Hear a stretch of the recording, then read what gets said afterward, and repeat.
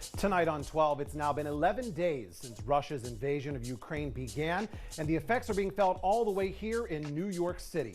See, the Ukrainian community's Mayor Adams visited today to offer his support. Plus, the search is on for the father of a lost boy found by two women as he ran across the street alone without any shoes or jacket. And coming up, we'll check in with meteorologist Alan Nosef on the record-setting warm weather that we experienced today.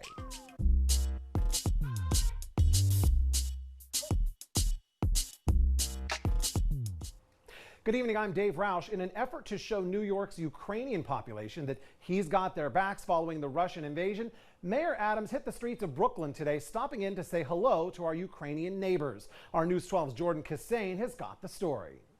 Thanks, Jordan. We've got some weather to watch. Let's get a check on your weather now with meteorologist Alan Nosef. And Alan, you were doing the happy dance around the newsroom today. What was that all about? Well, because we had some record temperatures across the city, and we have... Thanks, Justine. And police in our area need your help to find this missing girl. They say disappeared outside a store on East 170th Street yesterday morning. Here is 9-year-old Kelly Stewart. Police say she was last seen wearing a silver jacket and red sneakers. If you see her or know where she might be, call police right away. Meanwhile, in Crotona Park East, police are investigating after a 25-year-old man died after being stabbed. We're told officers found the young man on Stebbins Avenue yesterday afternoon with wounds to the left side of his chest. He was taken to an area hospital where he died.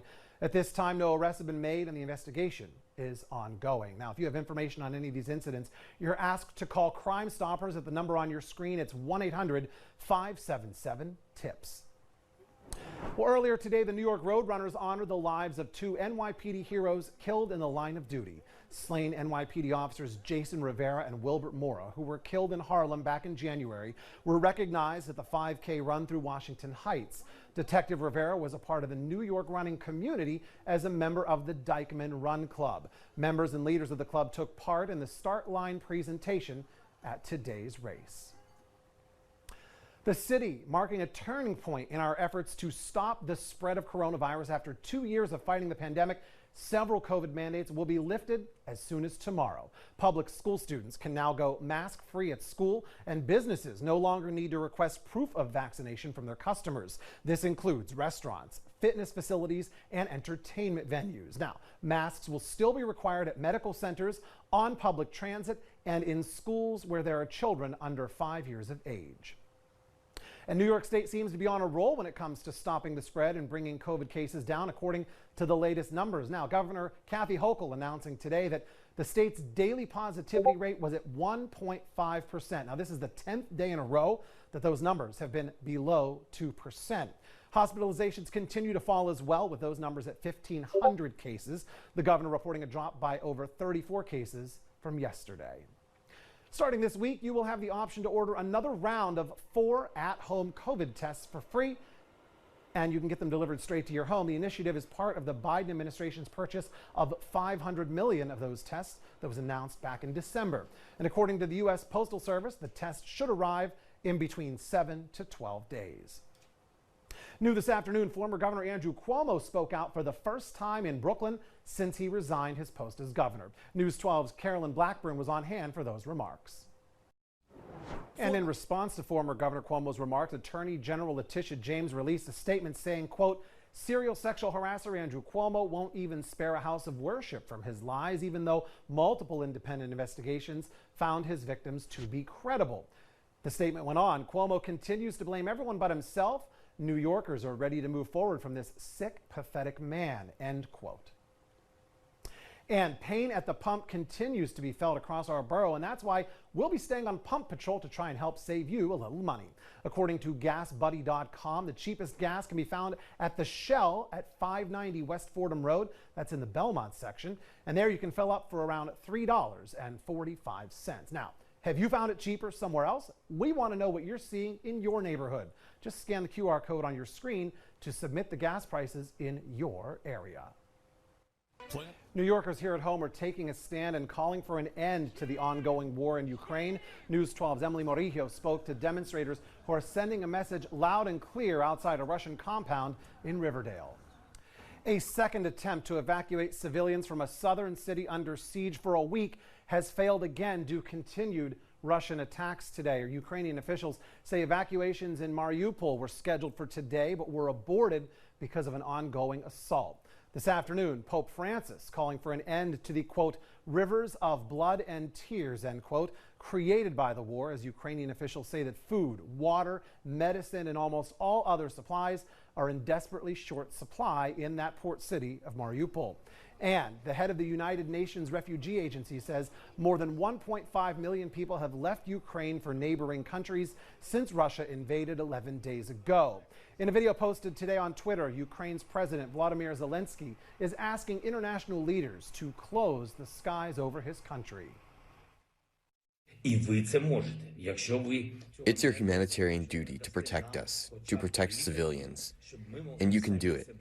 If you don't do it, if you don't at least give us airplanes so we can defend ourselves, the only thing we can think is that you also want us to be killed slowly. Meanwhile, Russian President Vladimir Putin says he would consider countries imposing a no-fly zone over Ukraine as participating in that conflict.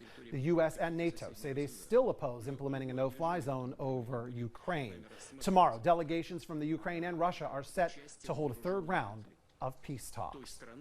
Meanwhile, American Express is the latest financial corporation to suspend all of their operations in Russia following the country's invasion of Ukraine. The company made that announcement today. Any globally issued American Express cards will not work in Russia, and any cards issued in Russia will not work outside of the country. This action comes after both Visa and MasterCard suspended their operations as well. And new developments in that crisis as Netflix now announcing today that it is suspending service throughout Russia. In a statement, Netflix cited, quote, circumstances on the ground for its decision to suspend all services in Russia. And in another new development, TikTok, the social media app, also announcing today no new videos will be posted coming out of Russia, including live streams. This is in response to the government's crackdown on social media Friday, citing the review of any, quote, safety implications of this law, end quote. And be sure to stick with us here on air and online as we continue following the crisis overseas. We will update you with the latest developments out of Ukraine, its impacts around the world, including here at home. All right, let's check back in with Stormwatch team meteorologist Alan Nosef. Is it right that we're getting a double dose of weather whiplash? Yep, that's exactly right, Dave, because we had temperatures that went from around 45. Welcome back. Today in the NBA, the Boston Celtics defeated the Brooklyn Nets 126-120. Celtics star Jason Tatum led the way with a season-high 54 points in that victory. The Celtics have won 14 of their last 16 games, and next on the schedule is on the road against the Charlotte Hornets this Wednesday. Well, a new superhero movie debuted in theaters this weekend, and as expected, it dominated the box office. Nothing came close to The Batman, which racked up $128.5 million, easily the best debut of the year, and second only to Spider-Man: No Way Home for the best opening since the pandemic began. And to California now, where the drinks were flowing nonstop on this freeway in Los Angeles after a Coca-Cola truck overturned yesterday. Authorities say 2 other vehicles were involved. The collision left the rig driver trapped inside that vehicle as it caught fire. Firefighters responded to the scene. An ambulance was requested for the driver. Meanwhile, the cause of the crash is under investigation. Well, are you itching to hit the road soon? News 12 has got you covered. Tune in on Thursday for some of the awesome getaways that are right around the corner in your neighborhood. Catch Road Trip close to home every Thursday at 7 p.m. right here on News 12.